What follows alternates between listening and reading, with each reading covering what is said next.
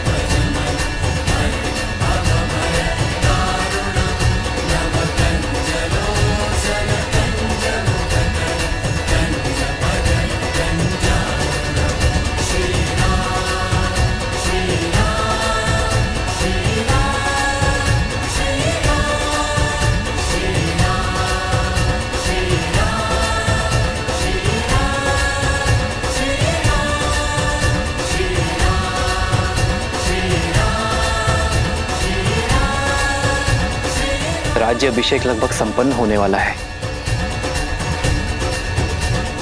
पर मेरा हनुमान नहीं दिखाई दे रहा। कहाँ है हनुमान?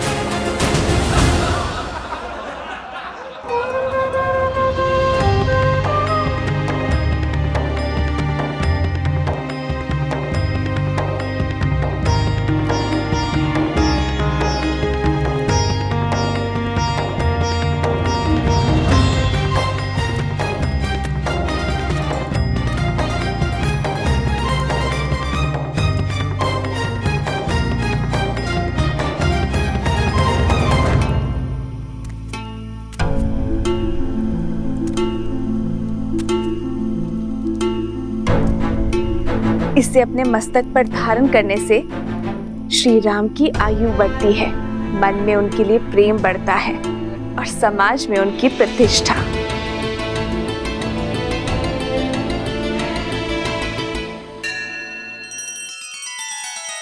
श्री रामचंद्र कृपालु भजु मन हरण भव भय दारुणम नव कंज लोचन कंज मुख कर कंज पद कंजारुणम। सिया राम, सिया राम, सिया राम, सिया राम, सिया राम, सिया राम।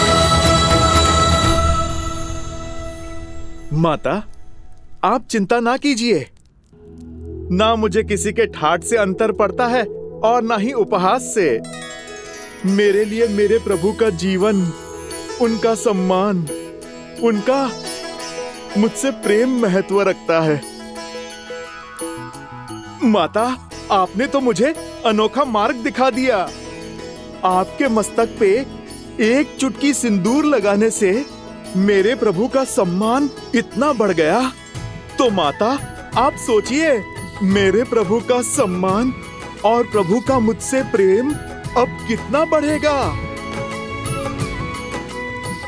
क्योंकि माता, मैंने तो अपने रोम रोम को सिंदूर के रंग से रंग लिया है। मैंने तो अपनी पूंछ का भी एक छोटा सा भाग भी नहीं छोड़ा। तो माता, आप बताइए ना, इस लाल देह से मेरे प्रभु का जीवन और कितना बढ़ेगा।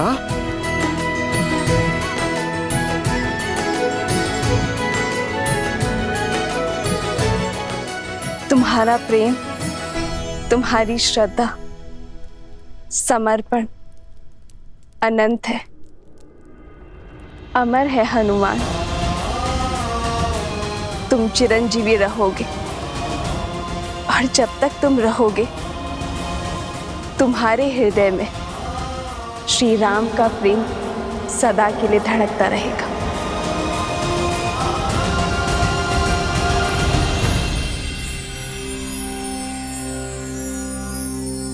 श्री गुरु चरण सरोज रज निज मनु मुकुरु सुधारी बरनौ रघुबर बिमल जसु जो दायकु फल चारी।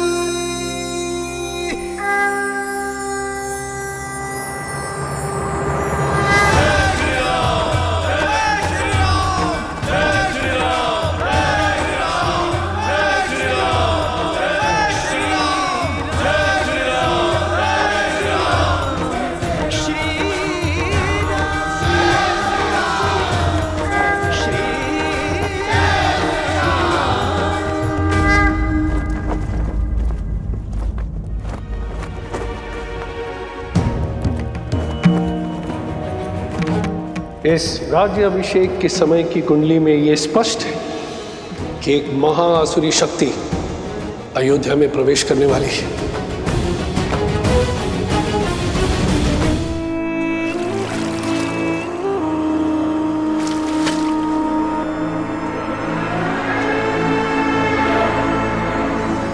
राम, न तुम जीते हो और ना ही ये युद्ध समाप्त हुआ है। युद्ध तो अब पूरी तरह आरंभ हुआ है। मैं तन पर वार नहीं करूंगा राम, मैं मन में घुसकर वार करूंगा। बोलो, कैसे करोगे मेरा संहार?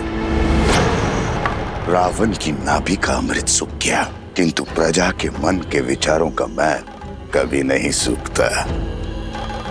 उसका सामना कैसे करोगे? कैसे करोगे अयोध्या की प्रजा का सामना राम?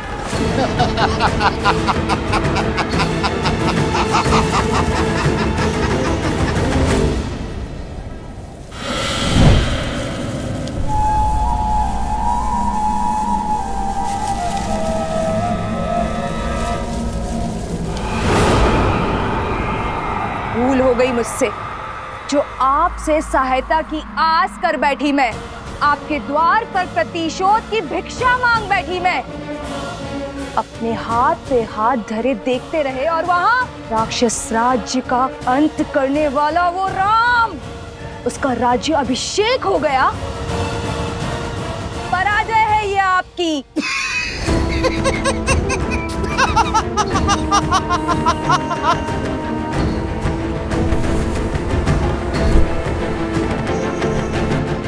मैं जितना अधिक पराजित होता हूं, मेरा विजय पर उतना ही विश्वास दृढ़ होता जाता है। जानती हो असुर सदा पराजित क्यों होते रहते हैं? क्योंकि उन्हें अपनी शक्ति का तो बोध है, किंतु शत्रु की दुर्बलता का बोध नहीं है। राम का राज्याभिषेक उसकी दुर्बलता होगी।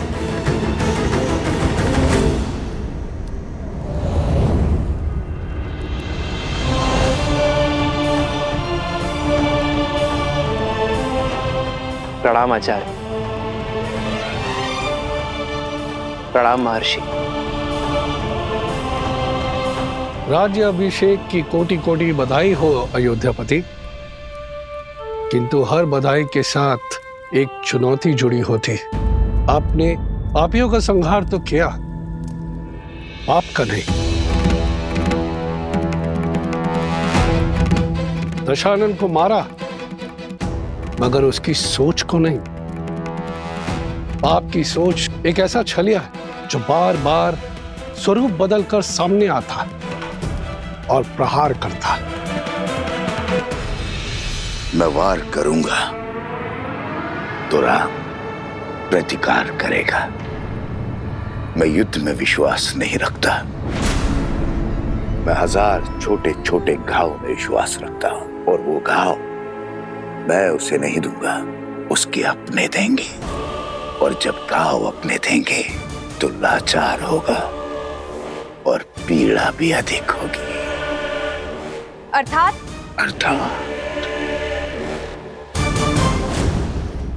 जब शत्रु वार करता है तो व्यक्ति दिल मिलाकर उसका प्रतिकार करता है, किंतु जब संतान वार करती है तो व्यक्ति घुट-घुट कर मरता है।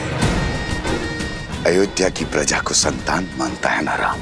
अब यही प्रजा उस पर वार करेगी। जिसने रावण से लंका का युद्ध जीत लिया वो अयोध्या की प्रजा से युद्ध नहीं कर पाएगा।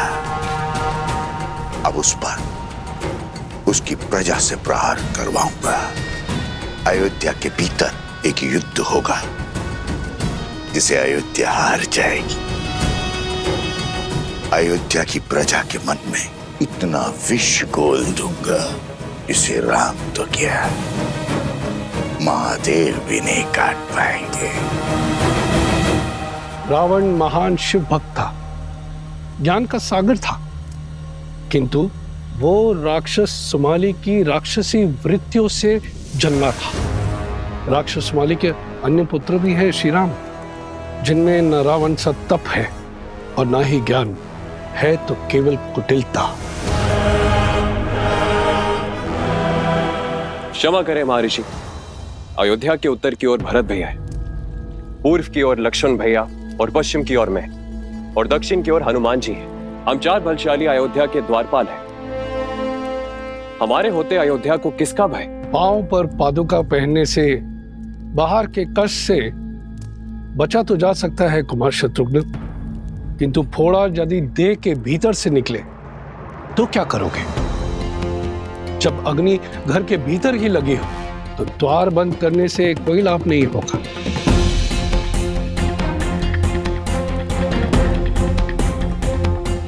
रावण के पापों का अंत तो हुआ है, लेकिन उसकी सोच का नहीं। जो विपदा आने वाली है उसके अस्त्र तलवार या भाले नहीं, असत्य, लोकवाद, झूठी निंदा, ये सब उसके अस्त्र है। शब्द उसका ब्रह्मास्त्र है। संसार का नियम है, अगर कोई भी असत्य बार बार कहा जाए, किसी की झूठी निंदा बार बार हो, तो वो सत्य लगने लगता है। और यह मनुष्य के स्वभाव की प्रवृत्ति है कि सत्य सामने होते हुए भी वो असत्य की ओर आकर्षित हो जाता है। हर मनुष्य के भीतर छिपी बैठी है असंतोष की अग्नि, इस अस्त्र को विस्फोटक बना देती। जब तक उन्हें मेरी योजना का आभास होगा, तब तक मैं उनका स्वर्ग रूपी संसार भस्म कर चुका हूंगा। मुझे आपकी रणनीति पर बिल्कुल भी विश्वास नहीं है। रावण भैया की शक्ति और साहस का 100वां अंश भी नहीं। अपने शत्रु से 2-2 हाथ करने की स्थान पर जुआरियों की भांति कुचक्र रचना से अंत नहीं होगा उस राम का। शांत प्रिय बहन, शांत। मैं जानता हूं कि तुम्हें मेरी शक्तियों पर संदेह है, इसलिए तुमने अपनी सहायता के लिए किसी और को भी बुलवाया। कौन है वो? हाँ, मैंने सहायता के लिए निस्थल के राजा भस्कर्ण और उनके पुत्र संहादमन को बुलाया है।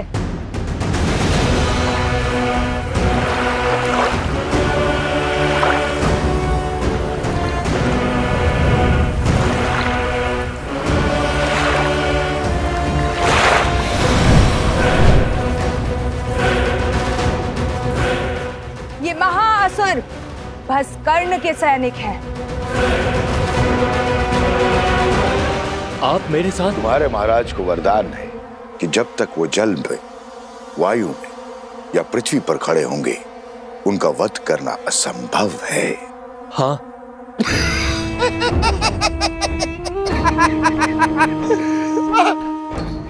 जाओ, करो युद्ध। किंतु एक बात स्मरण रहे, राम पर विजय केवल सहस्त्र रावण पा सकता है। जाओ, अपनी योजना को आकार दो।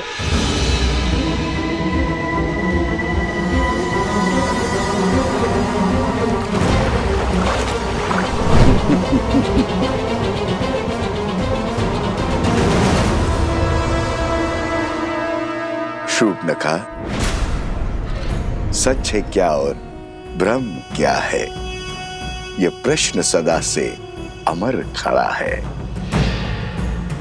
सहस्त्र मुखों की सहस्त्र बातें, इनसे भला कौन लड़ा है। आप यही गाते रहो और मैं अपना कर्तव्य निभाती हूं।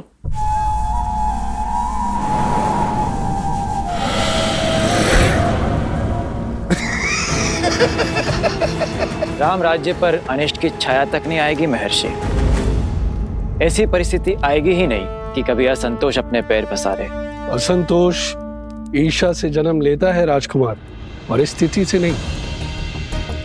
संदेह नहीं है कि श्री राम राज्य को संतुष्ट रखने का प्रयास करेंगे, किंतु राष्ट्र के कोने कोने में सबको सुख और लाभ पहुंचाने में समय लगेगा, और झूठी निंदा, असत्य और संदेह के बीच फैलाने में नहीं।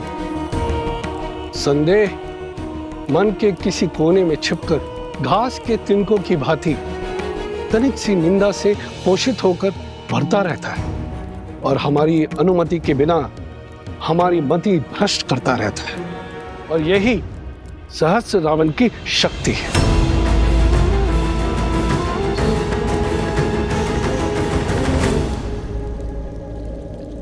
मैं राजनीति नहीं, भविष्य जानना चाहता हूं महर्षि।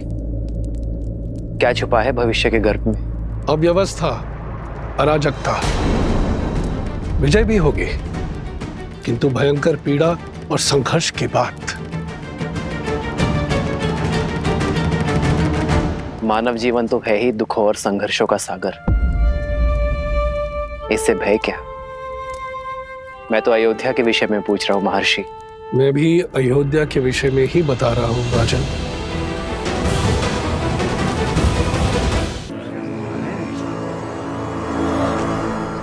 भैया सुना है, श्री राम ने सागर पर सेतु बनाया था, असंभव को संभव कर दिखाया था। देवी देवताओं की विशेष कृपा है हमारे महाराज के ऊपर। सुना तो ये भी है कि रावण कोई साधारण योद्धा नहीं था। कहते हैं युद्ध बहुत ही भयावह था और बहुत दिन तक चला। जंगल में मोर नाचा, किसने देखा? न मोर न युद्ध। अच्छा, तुम कहना चाहते हो श्री राम ने रावण को नहीं मारा? न सेतु बांधा न युद्ध हुआ। नहीं नहीं भैया, मैंने ऐसा कब कहा?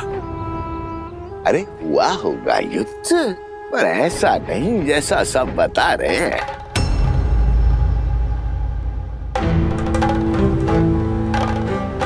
सागर तो पर्वत निगल लेते हैं, और उस पर यदि रावण इतना बलशाली था, 10 लोगों का स्वामी था, तो क्या वो सागर पर पुल बांधने देता?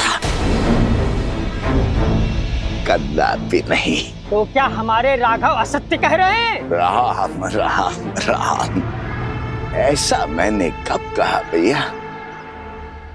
अरे श्री राम गए होंगे लंका और रावण को ललकारा होगा, और रावण भी आ गया होगा रणभूमि में, और श्री राम ने एक बाण से उसका वध कर दिया होगा। बस।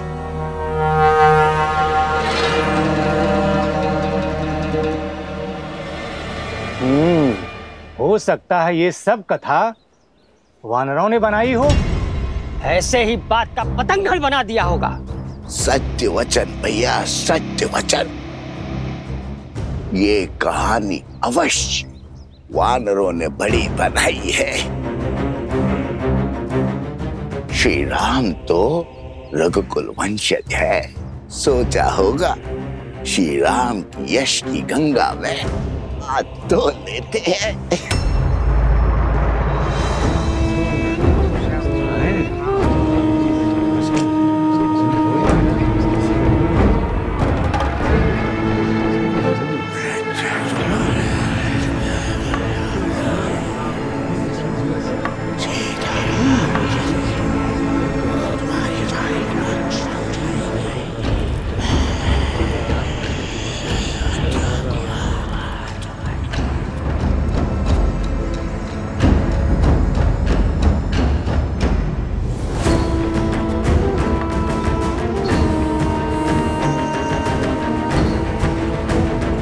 उपहास निंदा में बदलेगा और निंदा संदेह में। इस प्रकार सबके मन में संदेह रूपी सहस्त्र रावण बस जाएगा और संदेह से फैलेगा असंतोष। अब राम को मारने के लिए किसी शस्त्र की आवश्यकता नहीं।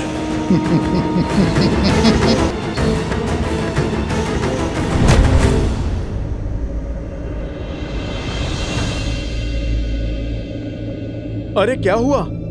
तुम सब इतने विचलित क्यों हो? राज्य में विचित्र सी बातें फैल रही हैं कि हम युद्ध की अनुचित कथाएं बता रहे हैं, असत्य कह रहे हैं। आप ही बताइए, हम प्रभु श्री राम के शौर्य का झूठा वृत्तांत क्यों सुनाएंगे? क्या आपकी वीरता कोई गाथा है? अर्थात पाप ने अपने पग पसारना आरंभ कर दिया है। कौन है जो इस असत्य का डंका बजा रहा है? मुझे उसे खोजना ही होगा।